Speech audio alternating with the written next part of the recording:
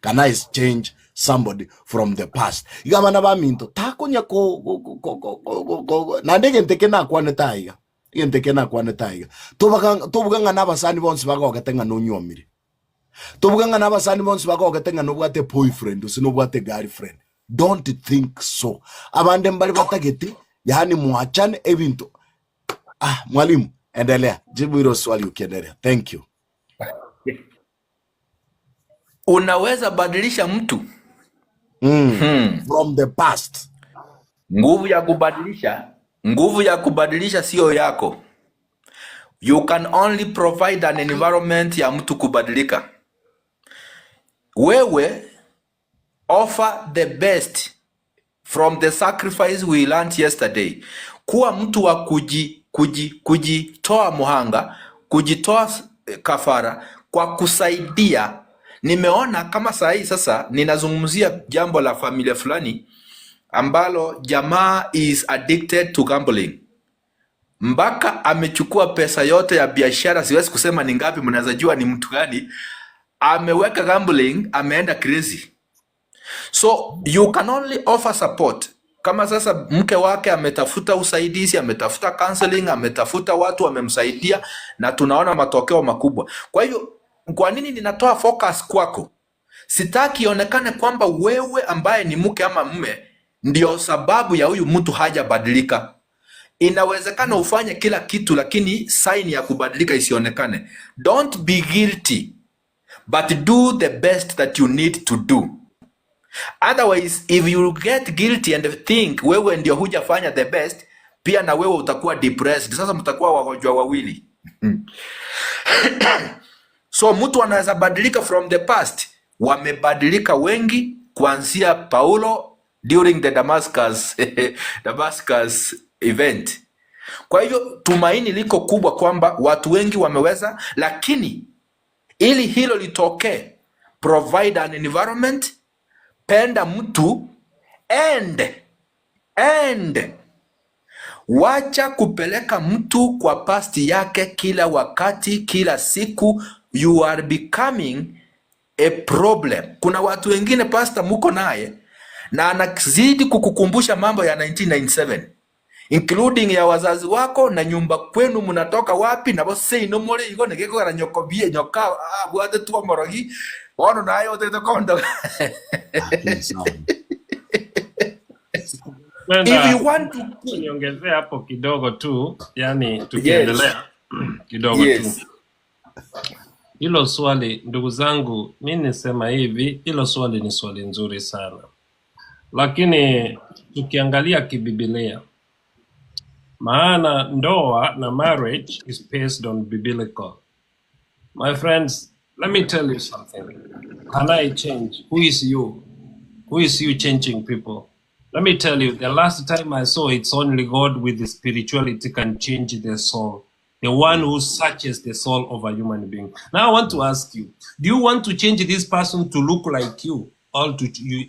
You know he will end up changing you if you don't know. Because these are two souls which were brought up in different environment. Watu walilelewa na environment tofauti kabisa. Sasa ukimshika ati unampadilisha, yeye ndiye atamalizia kukubadilisha.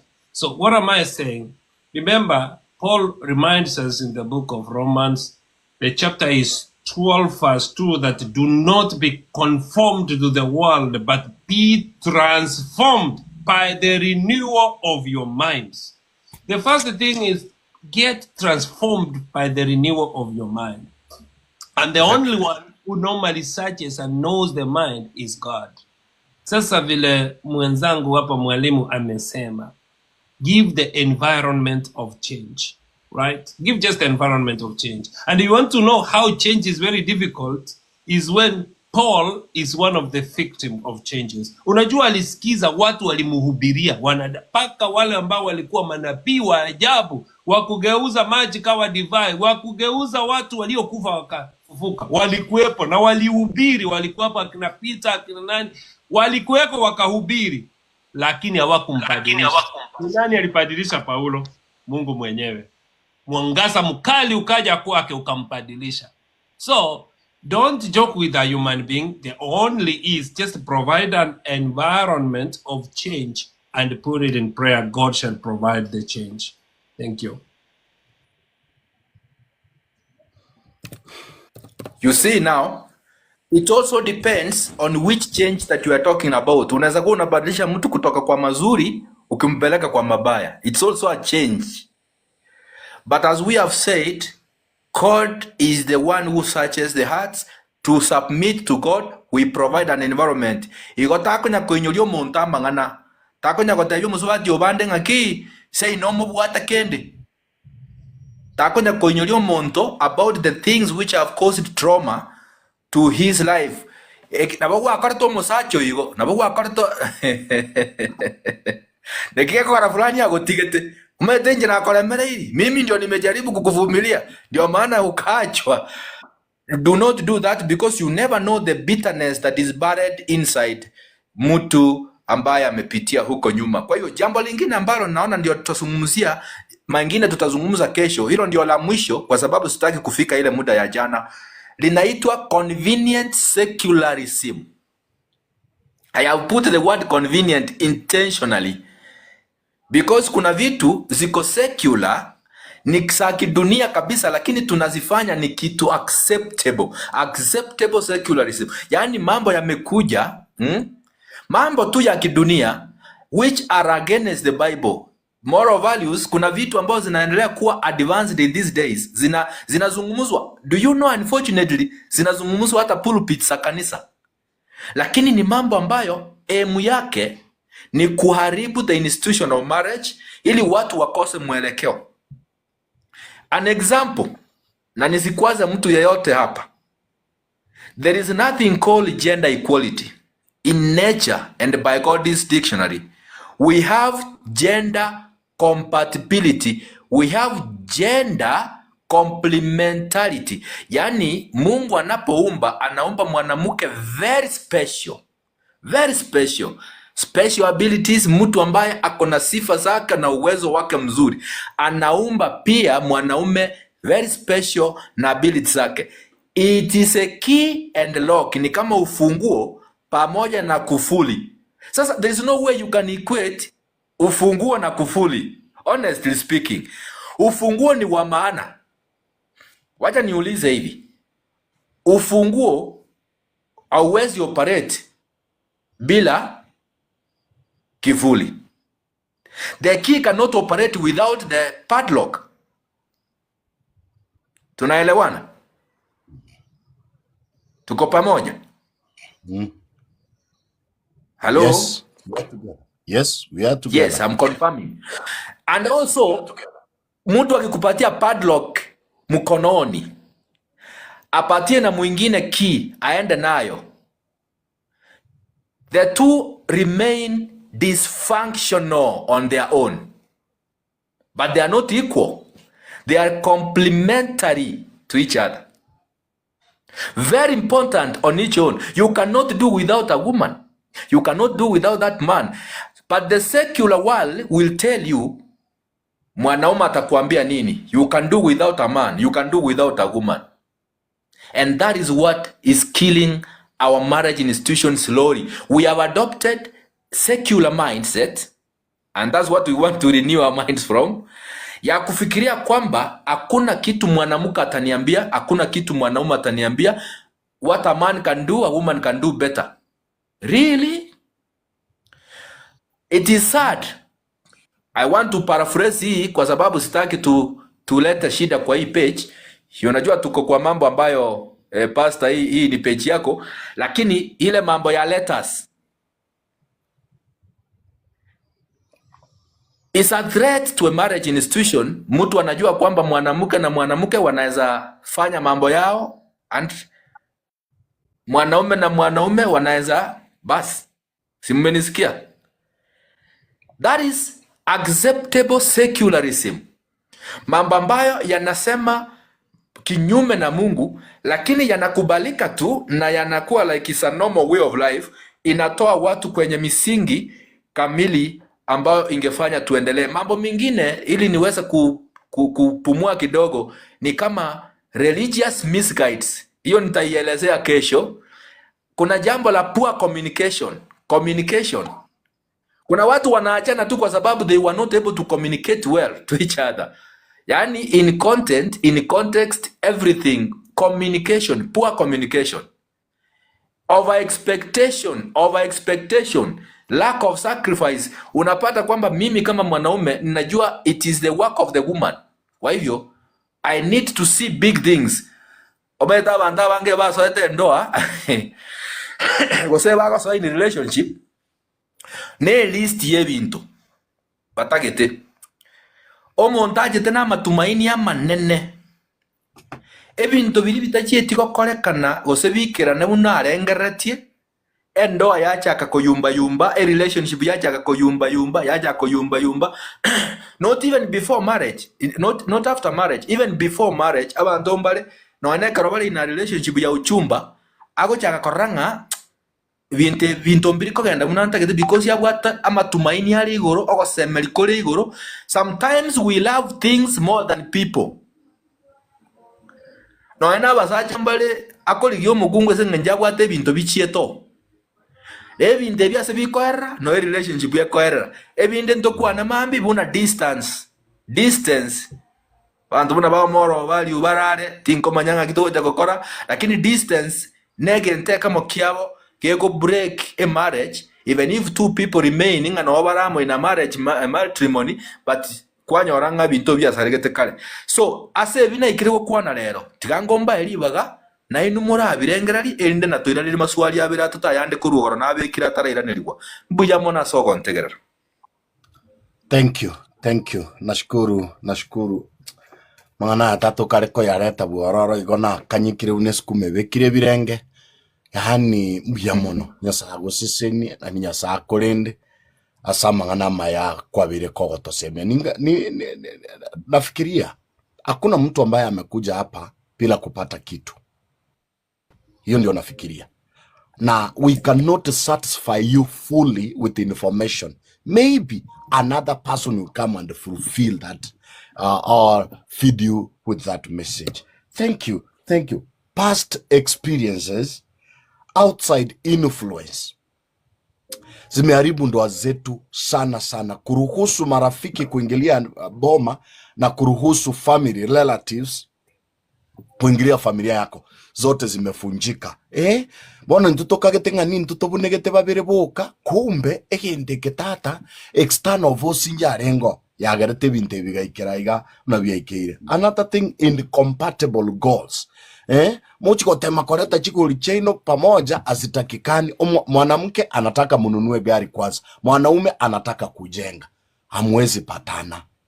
Mwanaume anataka amalize masters, msichana anataka mjenge kwanza. So you are not compatible. Na hizi ndio vitu zinaumisha ndoa nyingi na relationship nyingi za vijana. Another thing is convenient secularism ambayo nimechifundisha leo. Secularism montago tewanga what man can do I can do better. What man can do, I can do better. Yes, you can do better. Lakini ngenchonere nyasaye ato designate na inde tomenye in that manner. Injera nera ato designate atoko menye. Umuntu gochi konyore bibese bike wate wanki I can make it in life without a man. But you are not complete. I can make it in life without a wife. Mwanamke. But you are not complete. And another thing ni kwamba poor communication and of expectations ambazo zitasungumziwa kesho. Gonga ebintu ne binge byagerire twakorege nto kichinyomo cheto cyabunekire. Balia moji koligia ko so ase chinyomo. So take these things very serious. Igonga tuligererie binte bimono torenga ninki tugwenerete gokora asobugima gwaito unatomenyetega tata nyasago nseseneri amaene amangana gwatorentera seri tukuria rero yatiga irake kero yo mate benga come baby come erinde toiranirane tomenye burunge buna uwanja kwa nyasaye kure buya mono bono ribageri tigandirwe ochiase moral values. What do you have for us today in just 3 minutes. Ndagetenga paesa 4 to Arura in just 3 minutes. Yamono Murandia na voi gombi yamono omwalimu asa mangana kwa ya eride ase maragoba ya lero na vile wacha nitumie Kiswahili kidogo maana tulesa kuwa na wageni wetu hapa hawajaelewa lugha ya Kisii. Kwa hivyo mimi nakushukuru sana, nami nimejifunza mambo mengi sana. Pastor amefanya summary nzuri sana, lakini kilichonifutia zaidi ni hiyo mambo ya past experiences. So what I can say is that before you enter into a marriage, try to look on the person ambaye mnaenta na each other, try to share in deeply the past experiences that you have. Then after sharing, of course, kila mtu akona experience yake mbaya, kila mtu akona story mbaya, by the way, past yake. Hata iwe nzuri iwe mbaya, lakini mingi yao inakuanga tunakumbukanga mbaya, tukumbukangi ile nzuri. So try to share. Also try to look for a person whether you are compatible, because incompatibility is a big deal here. You may see somebody is having money and there is maybe you are seeing this guy is doing well, na unaingia kwa marriage sababu ya hiyo pesa. Unajua ya kwamba yeye mwenyewe class yake is not compatible with you. Naona sasa hiyo sasa inakuwa mapenzi ya misingi ya pesa. About convenience and secularism, unajua ndugu zangu, mimi chenye nataka kusema tu, na hiyo ndio shida kubwa sana tulio nayo sisi kama Wakristo, watu ambayo tuwe kanyete. Wacha tu we identify the gender as 2 of them, a male and a female. Period. Then also, let us try our best to play our roles. If you are a lady, you are a woman, play your role as a lady. If you are a man, play your role as a man. Our single ladies who happen to have children, I'm really talking to ladies because you are the people who makes even these men to be men. Nyinyi ndio munalea. Papas, I want to tell you, ladies, you are called mothers because you mother. You bring up children. Sasa ukiona mwanaume kisirani somewhere, ujue past experience yake ni mama yake alikuwa kisirani na akamulea na hiyo kisirani. Sawa sawa. Ladies who are complaining about men who are bad. If you look who brought up those men, they are still ladies who brought up those men. So our ladies differentiate on how you brought up a baby boy and a baby girl. You cannot bring them up the same way. Hiyo sasa na point ile towards convenience and secularism. Naona sasa kama unalea mtoto wako mvulana katikati ya wasichana, ucha differentiate hizo roles. Unajua atagrow ukuta akikuletea mwanaume kwa nyumba yako. Utagrow tu mwanaume anakuletea mwanaume mwingine kwa nyumba yako sababu alikuwa in between the confusion of those sexes and one of you. So ndugu zangu, nimalizie mimi niwaambie hivi. Haya maneno yanachoma sana. Maana mimi najua, I'm speaking with a lot of humbleness. Najua yanatushika wengi wetu. Yanachoma. Lakini mimi nataka niwaambie, tendo iliyo chungu kama hii, vumilia, ufunge macho, uimeze. Kwa sababu hiyo ni kama quinine, ikifika kwa mwili haitakuwa chungu tena, itakuwa dawa. Itakuwa dawa. Hata quinine mwarueni uromorose. Lakini ukumia mezo yo mere ukurualia maru 40 na gweta. So unajua maneno ni makali sana. Ephesians, wote tunasomea kitabu cha Waefeso. Niwaambie ni nini utafanya ikifikia hapa wakati maneno imekaa kali. 4.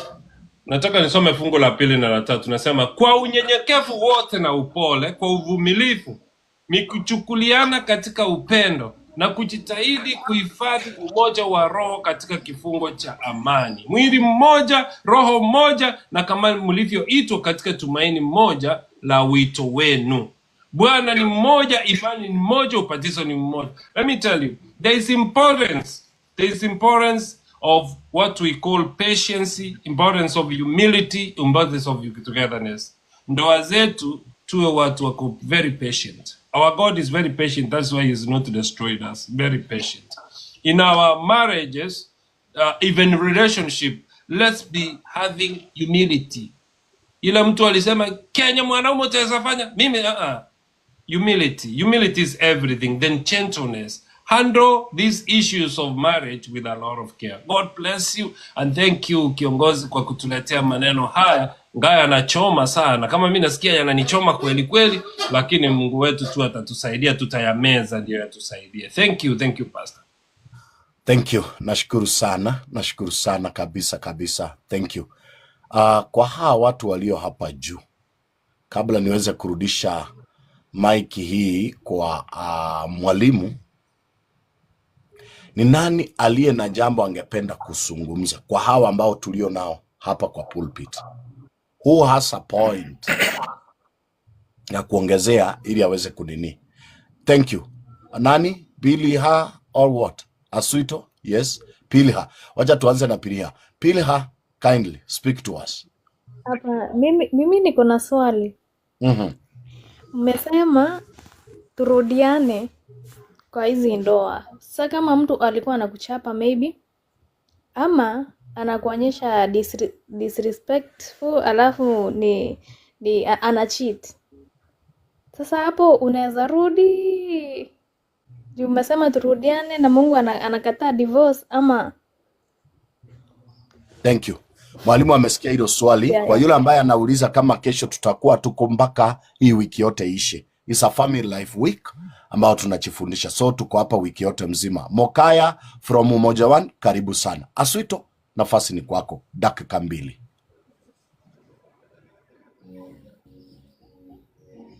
Unmute.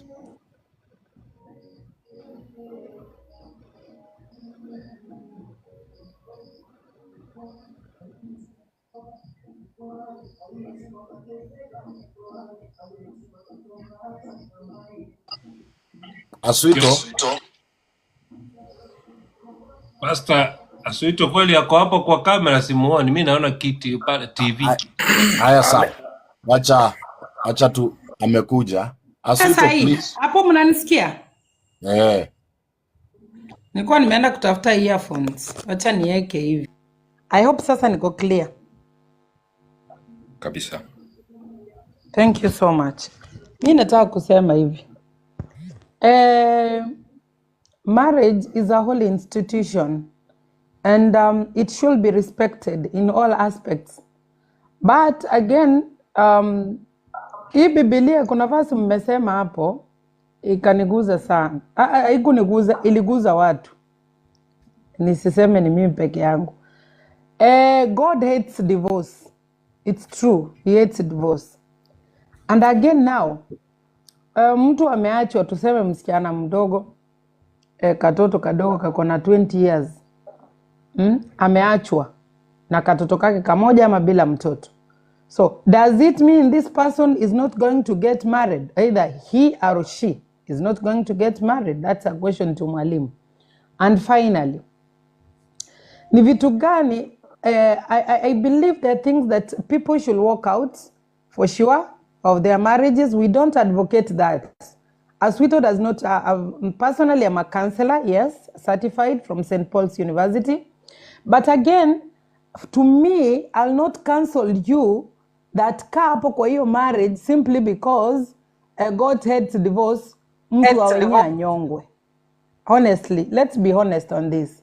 Kitu mimi kama Asuito na believe inafaa kutoa mtu kwa ndoa yake violence na ujawi,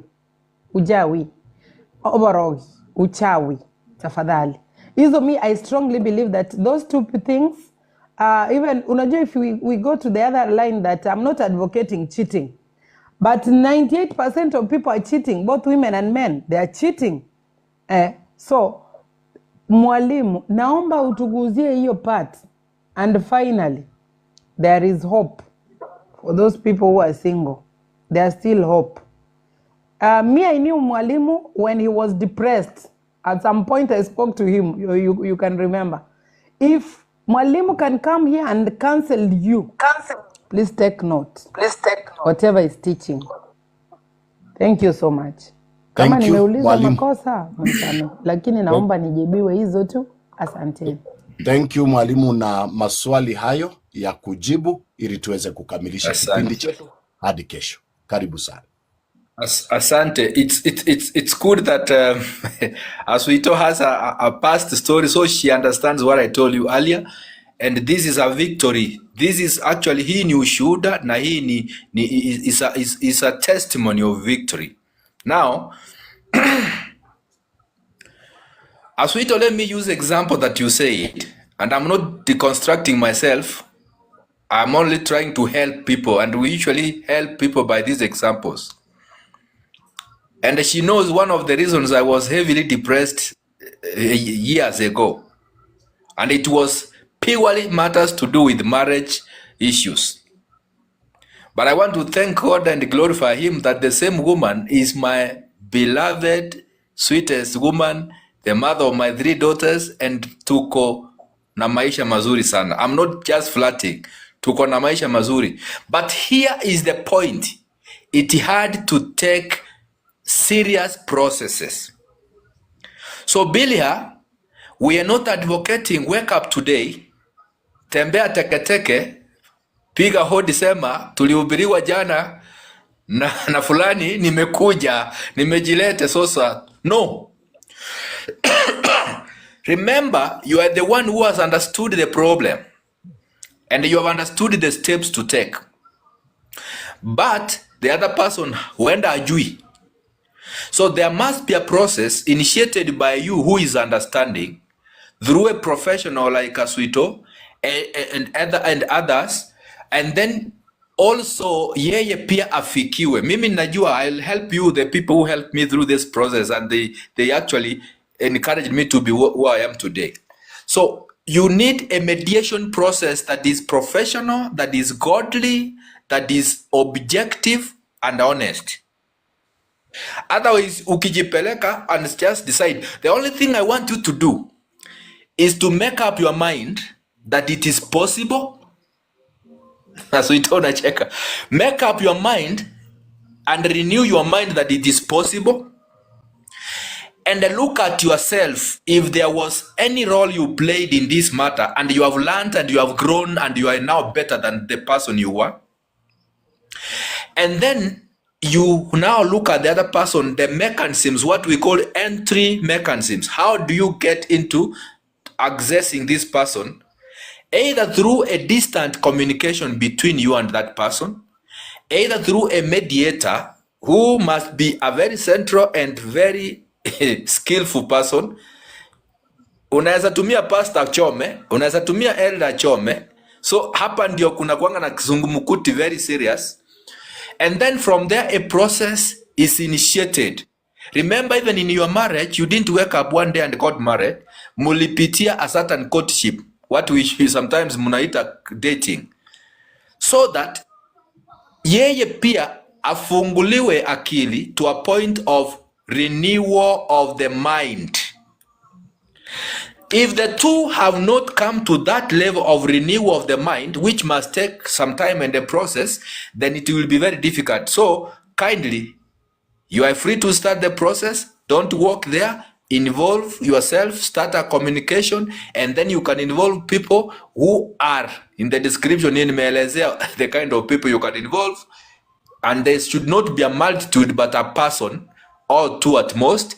And then the process can, if she or he reaches a time ambao mnaanza kuingiana in congruence in the renewal of the mind, then we can think of the next steps. I think as we also asked about something close to that. Alizungumza kitu karibu na hicho kwamba we should not advocate kwamba mtu akae. In fact, counselors, we don't give you answers. Sweeto knows this. We give you an environment ya kufungua akili so that from your potential and your hidden powers, you can make a decision, and we are supporting you through that decision that you make. That is what we do. Because if I tell you something and then it doesn't work tomorrow, then it would have not helped you. So we help you to make an informed choice and an empowered choice which is good for your future. So about the matter of divorce, God hates divorce, it's true.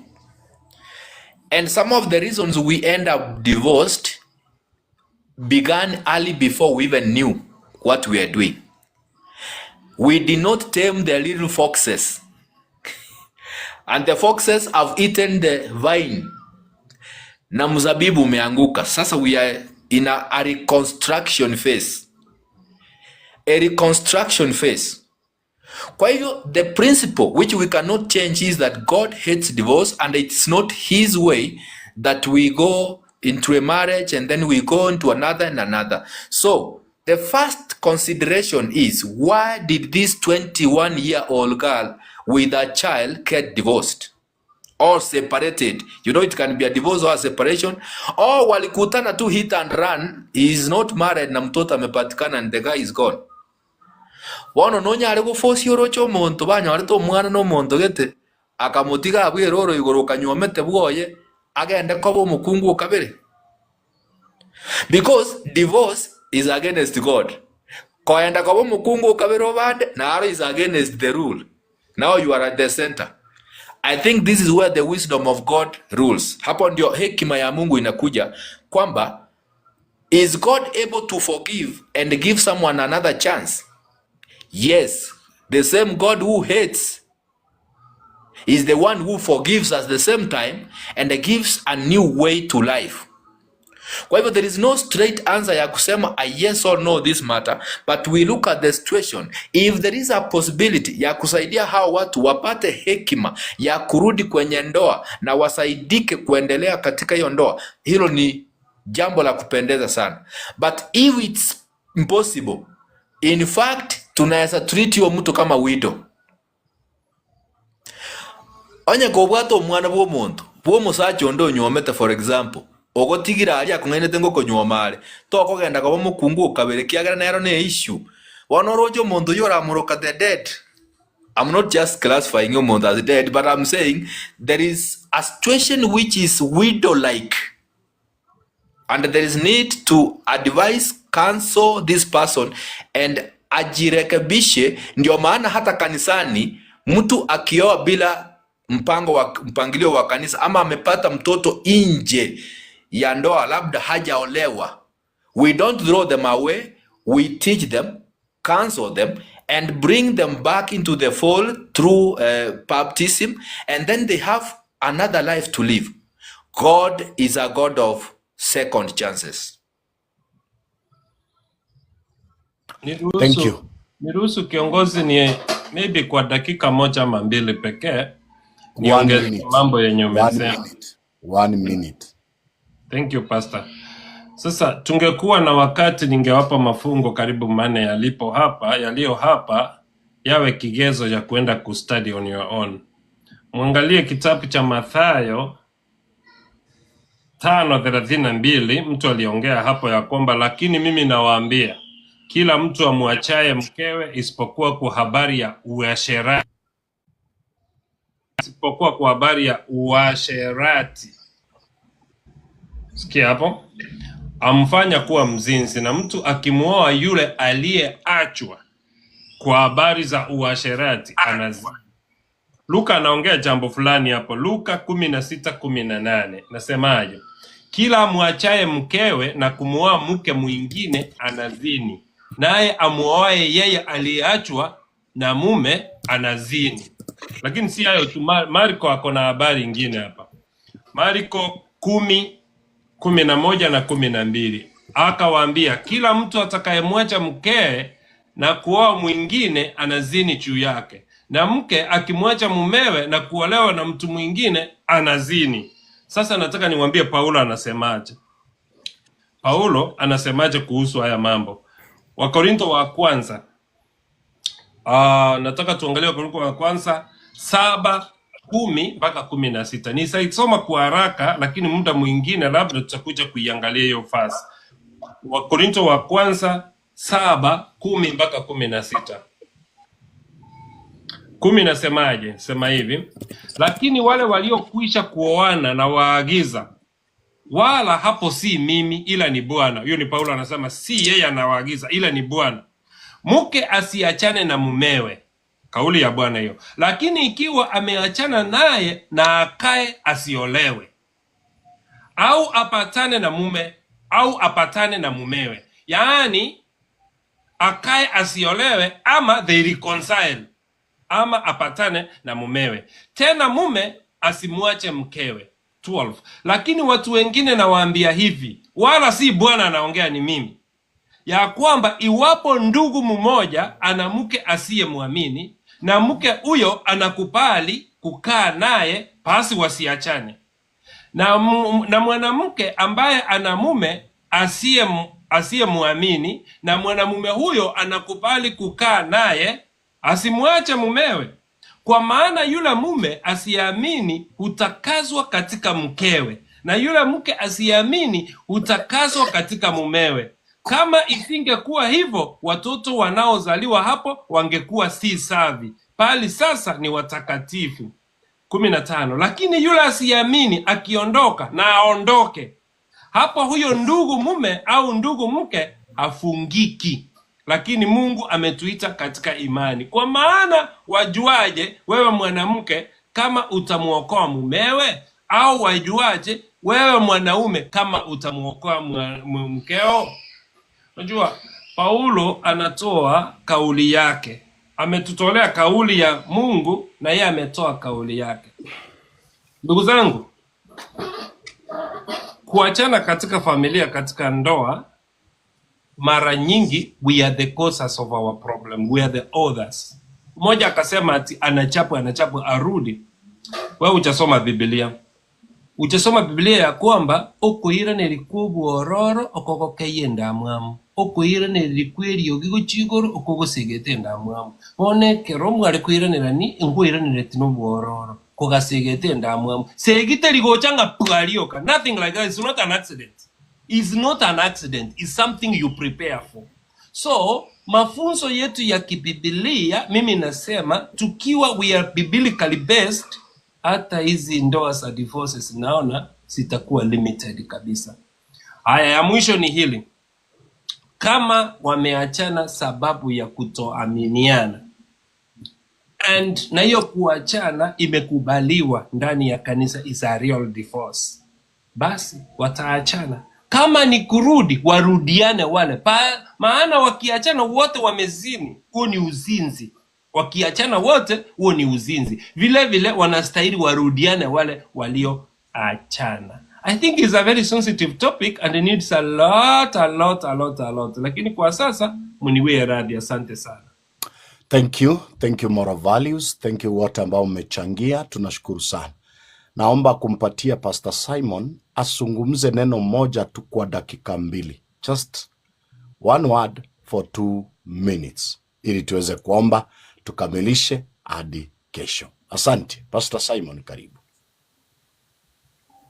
Nashukuru kwa sababu nimepatiwa dakika 1. Kuna vitu viwili lazima tuweze kuvitenganisha in between separation and divorce.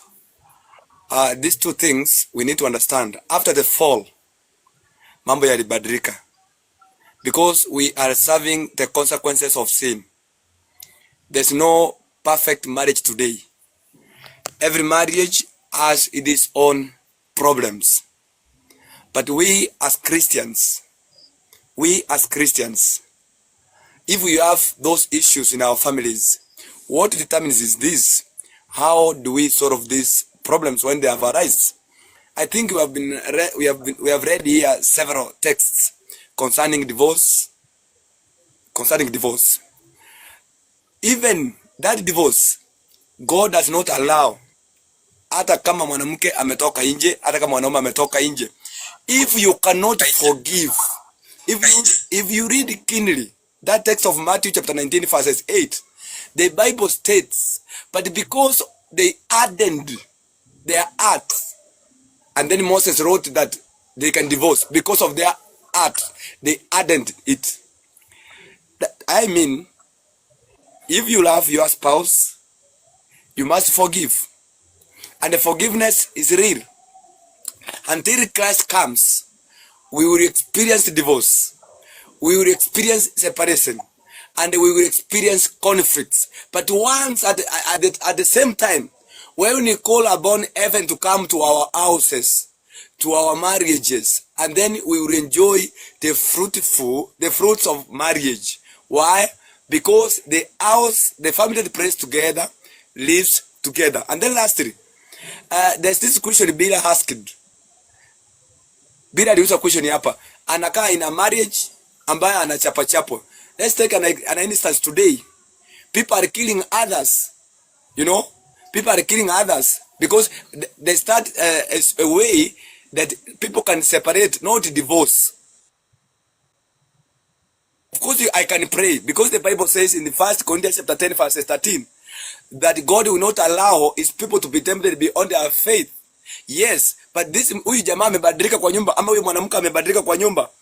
People can have that period of time so that then they can come together in a reconciliation way and a forgiveness, because when emotions have calmed, wakati watu wamekarimu na emotions, they will come to the point.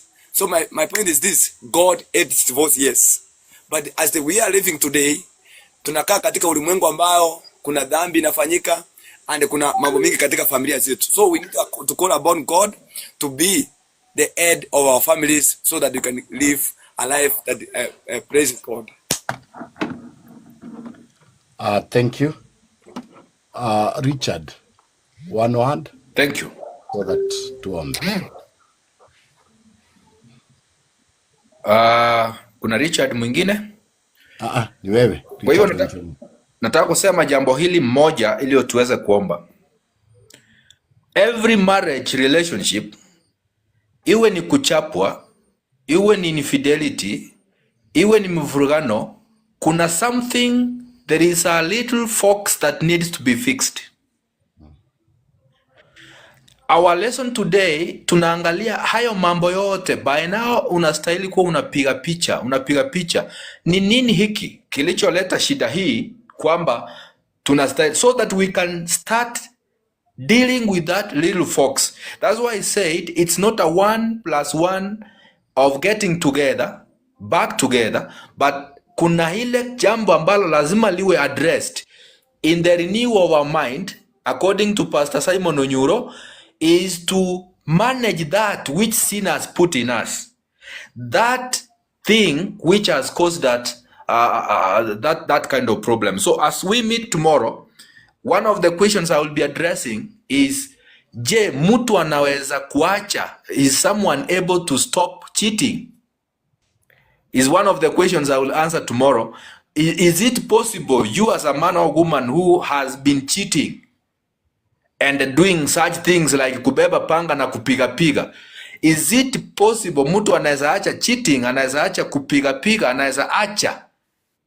We get that answer tomorrow, but let's tame the little foxes that are putting us in such kind of situations, and that's where God is calling us today, to learn and to hear his voice. Asante sana. Thank you. Nashukuru sana kwa wote ambao tulikuwa tumeshirikiana kuhakikisha kwamba program hii inaendelea vizuri.